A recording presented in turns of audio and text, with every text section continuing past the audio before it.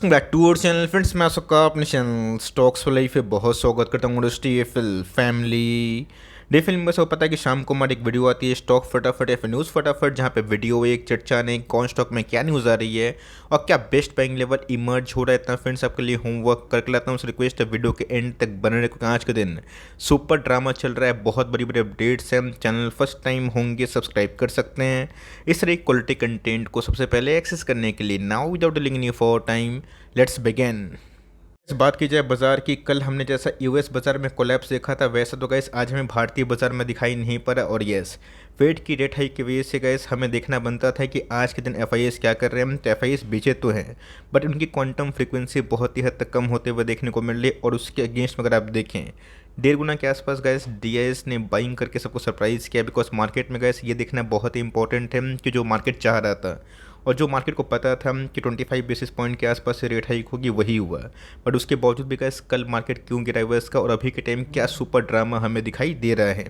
अगर इस डो की बात की जाए, कल जैसा ही धराम हुआ था वैसे गैस आज हमें तेज़ी का माहौल देखने को मिल रहा है। बहुत लोग कंफ्यूज हो जाएंगे और बहुत लोग बोलेंगे कि सर ये उल्टी गंगा कैसे बह गई, कल कुछ और न्यूज़ थी आज कुछ और न्यूज़ है। तो गैस डेटा हर एक मिनट में चेंज होता है, बिकॉज मार्केट में करोड़ों बायर्स और सेलर्स है।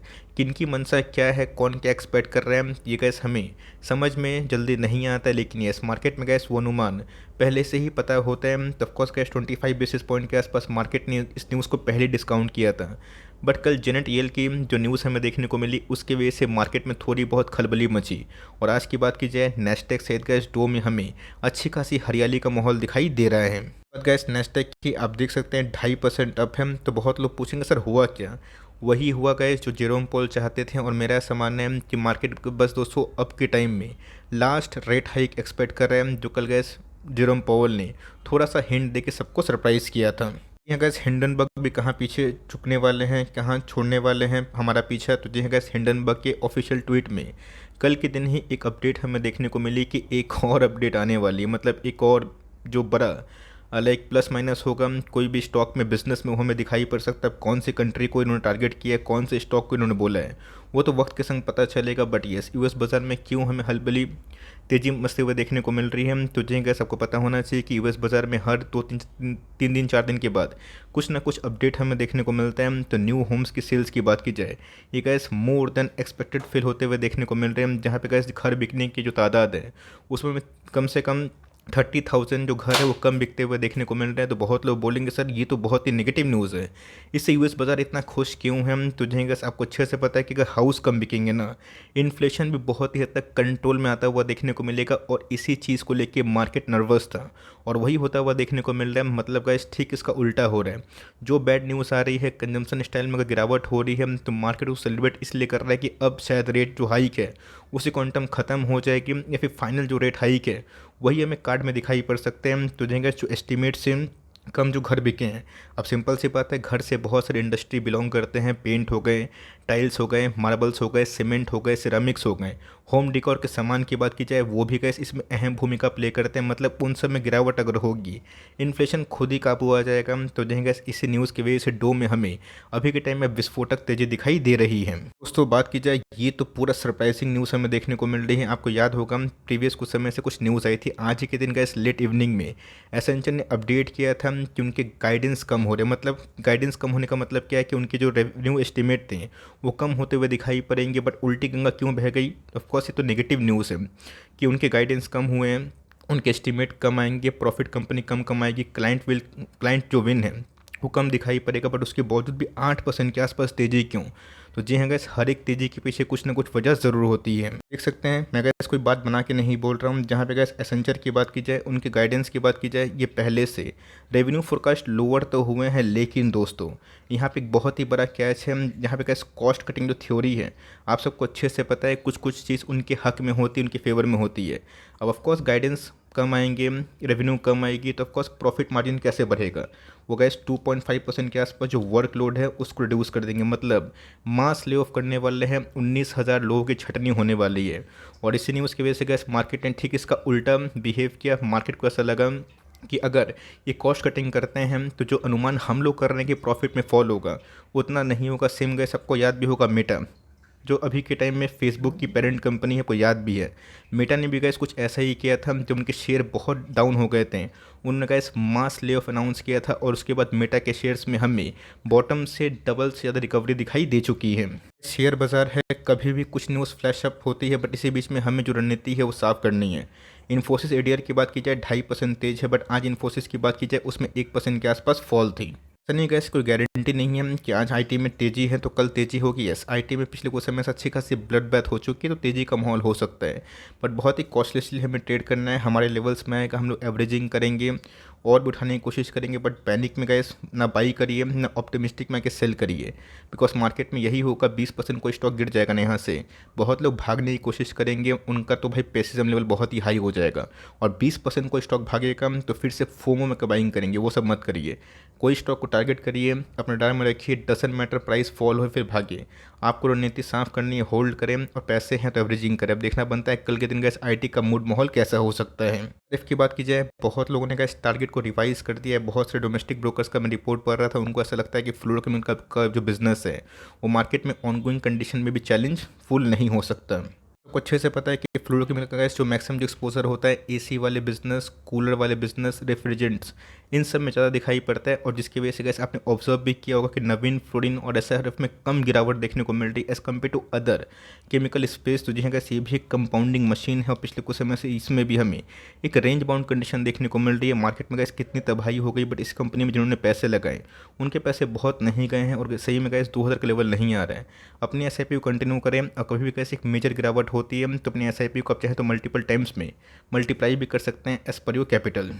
बात की जाए पिडलेट की तो सेम गैस, जैसा हमें एसआरएफ में माहौल देखने को मिल रहा है, पिडलेट में गैस वही सेम पैटर्न दिखाई दे रही है। एसआरएफ की बात की जाए, पिडलेट की बात की जाए, इस खराब कंडीशन में भी बहुत बड़ा फॉल आपको विटनेस नहीं होता हुआ देखने को मिलेगा, बिकॉज कंपनी का जो प्रकार है पूरा मार्केट इंडस्ट्री में वो बहुत ही मोनोपोली टाइप का हमें देखने को मिलता है। दोनों ही स्टॉक 200 मेगा मल्टीबैगर है।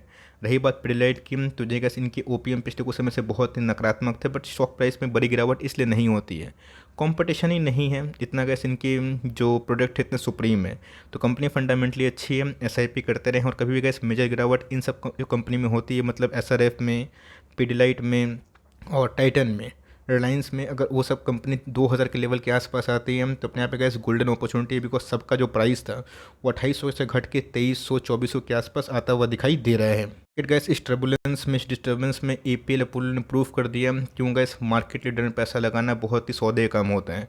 आपको याद भी होगा, मैंने ये बात बहुत बार रिपीट की, कमेंट बॉक्स में ज़रूर बताइएगा आपको याद है फिर नहीं। और गैस आप लोग लाइक करते नहीं है, प्लीज़ सब्सक्राइब करिएगा, आपका सब्सक्राइब मोटिवेट करता है। और अभी तक वीडियो लाइक नहीं किए तो फटाक से लाइक कर दीजिए। एनीवेज गैस, मैंने बहुत बार बताने की कोशिश की थी कि जितने भी मेटल वाली कंपनी है उससे मैं दूर रहता हूँ एक्सेप्ट एपीएल अपोलो। और आपको गैस इसका प्रूफ देखने को मिल रहा है, जहाँ पे मार्केट में कितना आपदा देखने को मिल रहा है और ये company gas all time high से महज थोड़ा सा ही दूर है। इस चीज़ को लेकर मैंने बहुत बार आपको अपडेट दिया था, बताया भी था। मुझे याद है गैस बीच में स्टॉक जून के महीने में, बहुत पुरानी बात नहीं है, 6-7 महीना हुआ, 750 के आसपास भी आया था और वहाँ से गैस कंपनी कहाँ पे चली गई है, 1300 के आसपास जाता हुआ देखने को मिल रहा है। मुझे याद है 1700 के आसपास गैस कंपनी ने बोनस अनाउंस किया था। हमारे पैसे डबल भी हुए, मल्टीप्लाई भी हो रहे, और बोनस का तो अलग मुनाफा होता है। तो इस कंपनी में काफ़ी दम है, बट फ्रेश एंट्री गैस इस लेवल पे बिल्कुल भी ना करें। अगर स्टॉक भाग रहा है 2000, 3000, 10,000 तो लेट इट गो, लेकिन मार्केट में जो better options margin of safety पे अवेलेबल है उस पर फोकस ज़्यादा करें। मैं आपको यही सलाह दूंगा। आपके पास ये कंपनी है बिल्कुल भी ना बेचे, बिकॉज हर एक कंपनी का जब ब्रेकआउट देती है तो बहुत ही सालों तो चलती है, जिसमें अभी के time VBL, ITC, APL Apollo various नाम आपको दिखाई दे देंगे।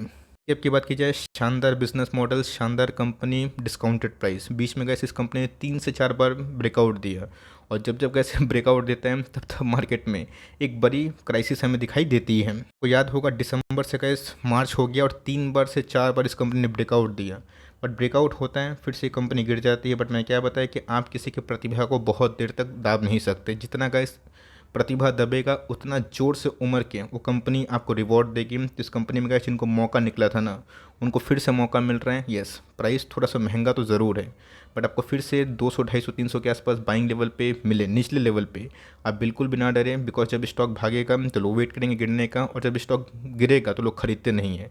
कंपनी अच्छी है, SIP अभी भी कंटिन्यू रखे, डजंट मैटर कि 200-300 प्राइस और गिरे या फिर ना गिरे। बल्क क्वांटिटी अभी मत करिएगा, 2500 के नीचे आता है तो उधर पे भी मैं बल्क रिकमेंडेशन नहीं दे रहा हूँ। आप चाहें तो थोड़ा थोड़ा क्वांटिटीज़ को ऐड कर सकते हैं, बट इस कंपनी में जब ब्रेकआउट होगा तो मुझे लगता है कि इसकी लॉन्ग लास्टिंग ब्रेकआउट हो सकता है। बिकॉज 1.5 साल से 2 साल से इस कंपनी में एक रेंज बाउंड कंडीशन दिखाई पड़ रही है, और कंपनी के नंबर्स भी बहुत ही मजबूत रहे हैं। इसकी बात की जाए तो जैसे इस बार जब तक हमें Q4 के नंबर्स दिखाई नहीं पड़ते, ये बता पाना बहुत ही मुश्किल है इसमें ब्रेकआउट होगा या फिर ब्रेक डाउन होगा। पिछले कुछ समय से कैसे स्टॉक में अच्छी खासी बीट एंड डाउन कंडीशन हमें दिखाई पड़ रही है। बहुत लोग पूछ रहे हैं, करना कुछ नहीं दोस्तों, डिवी स्लैब पे भरोसा करना पड़ेगा। मैंने क्या बताया कि हर एक सेक्टर में कुछ ना कुछ आपदा होती है, और कभी कभी सेक्टर बिल्कुल परफॉर्म नहीं करता और उसके बाद स्टॉक काफ़ी भागता है। ये गाइस इंडस्ट्री की सबसे बड़ी कंपनी हमें दिखाई पड़ती है मार्केट कैप के अकॉर्डिंग भी, और इनके फंडामेंटल्स के अकॉर्डिंग भी। अब देखते हैं कि प्रोडक्ट मिक्स से गैस कंपनी Q4 में क्या गाइडेंस देती है। अभी तो गैस कंपनी ने 3 क्वार्टर से गाइडेंस देने से अपने आप को बचाया है। अब सही में गाइडेंस सही अगर आते हैं, कंपनी का प्रोडक्ट में इसका फॉर्मूला हिट होता है, तो हो सकता है कि इस बार कंपनी के प्रॉफिट मार्जिन्स कुछ भी आए, बट गाइडेंस पे गाइस कंपनी का जो शेयर प्राइस है वो काफ़ी तक निर्भर कर सकता है। लॉस में ना बेचें, टाइम देना आपको लॉन्ग पड़ सकता है। इसकी बात कीजिए, मैंने क्या बताया गया, 4 स्टॉक रिलायंस, पिडलेट इंडस्ट्रीज़, SRF और टाइटन, ये वही 2800 से घूम के 2200, 2300, 2400, 2500 के आसपास है।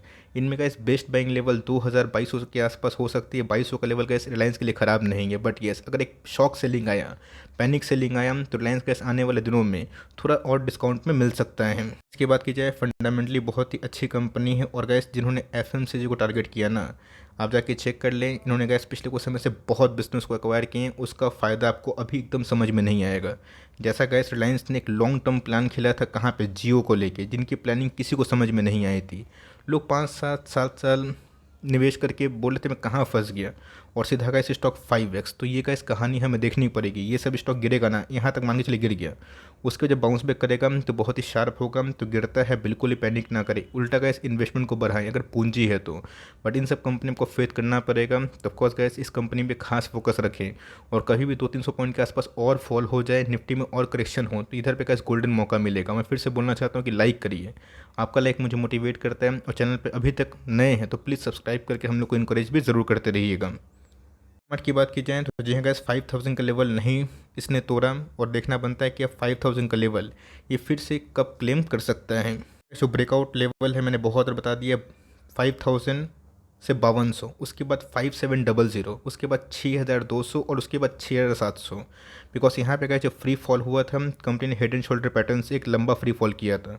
तो कभी भी गए ये सब स्टॉक ऊपर जाता है 5000, 5200, 6200, 5700, 7000, हर एक लेवल पे गए हमें एक सेलर्स का दबाव देखने को मिल सकता है। बट मेरा ऐसा मानना है कि अगर इस बार भी क्वार्टरली नंबर्स लास्ट क्वार्टर के अच्छे होते हैं, उसके मिले जुले होते हैं, उससे बेटर होते हैं, तो मेरे हिसाब से कैसे इनको एक ब्रेकआउट होने का बहाना मिल जाएगा। लॉस में ना बेचें और एवरेजिंग करने से बचें।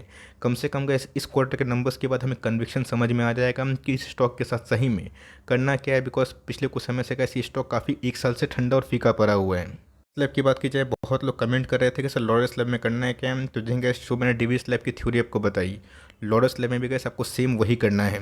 स्लैब की बात की जाए, जब से इनके IPO आए थे आधा हो चुका था, और उसके बाद कैसे स्टॉक ने मेगा पैसे छापे।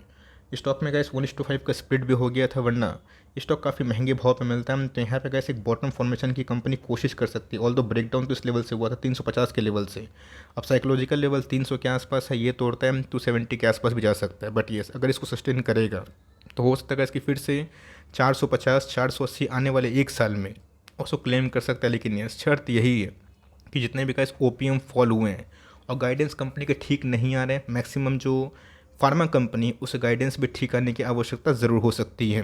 जी की बात की जाए, एज एक्सपेक्टेड दोस्तों, आपको याद भी होगा 2 दिन पहले मैंने कुछ वीडियोस अपलोड किए थे जहां पे बालाजी अमाइंस को लेके और पॉलीप्लेक्स को लेके मैंने 200 का इस मूविंग एवरेज वीकली चार्ट पे बताया था, और एक रेड कलर की जो लाइन थी बताया था कि इसका टूटना इसके लिए खतरनाक हो सकता है। उस लेवल से कंपनी 300-400 पॉइंट गिर सकती है ख़राब केस में।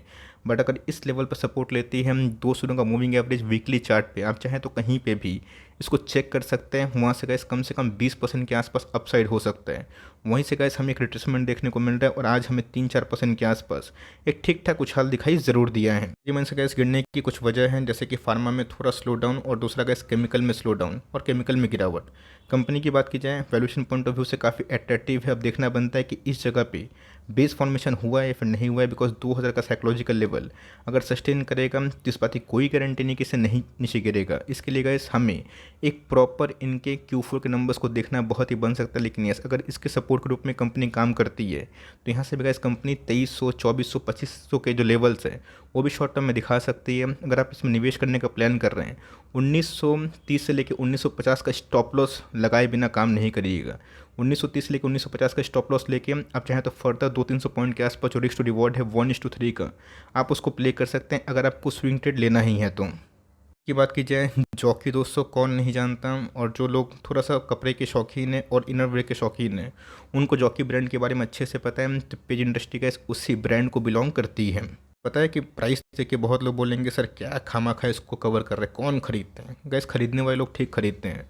बहुत लोग इसलिए नहीं खरीदते हैं बिकॉज प्राइस महंगा है, बोलते कि 37,000 में एक ही स्टॉक मिलेगा। और येस बैंक की बात की जाए 15 रुपये का स्टॉक है, 1000 में कितने सारे स्टॉक्स हो जाएंगे, उस पर फोकस ना करें। कंपनी स्प्लिट बोनस देगी तो प्राइस एडजस्ट होगा, बट कंपनी की बात की जाए अच्छी है। तो ऑफकोर्स गैस 2017 का जो टॉप है उस लेवल पे आ चुका है। और जो मैंने इसके पहले गैस एस्टिमेट दिया था आज से नहीं, बहुत पहले से, आपको याद भी होगा, जब इस कंपनी में 45,000 के नीचे एक ब्रेकडाउन कंडीशन इमर्ज हुई थी, तो ऑफकोर्स 35,000 का साइकोलॉजिकल लेवल के संग 31,000 तक गैस ड्रॉप डाउन आप उम्मीद कर सकते हैं। मुझे लगता है गैस कि अगर 35,000 का लेवल टूटेगा और उसके नीचे गिरेगा तो मैं भी गैस इस कंपनी में लॉन्ग टर्म के लिए इंटरेस्टेड ज़रूर हूँ। आप है कि नहीं ज़रूर बताइएगा, और कमेंट बॉक्स में ये भी ज़रूर बताइएगा कि महंगे शेयर पे आपको क्या उतना ही भरोसा है जितने सस्ते शेयर पे, और आपका क्या पॉइंट ऑफ व्यू है। वीडियो अच्छी लगी मैं फिर से बताना चाहता हूँ लाइक करिए, प्लीज़ लाइक करिए, और चैनल फर्स्ट टाइम होंगे सब्सक्राइब करके हम इनकरेज ज़रूर करिएगा, बिकॉज मैं जनरली बोलता नहीं हूँ, लेकिन यस अब थोड़ा सा आप लोग का सपोर्ट बहुत ही अनिवार्य है। तो गाइस मिलते हैं जल्दी ही, तब तक के लिए bye, thanks for listening friends, God bless you all.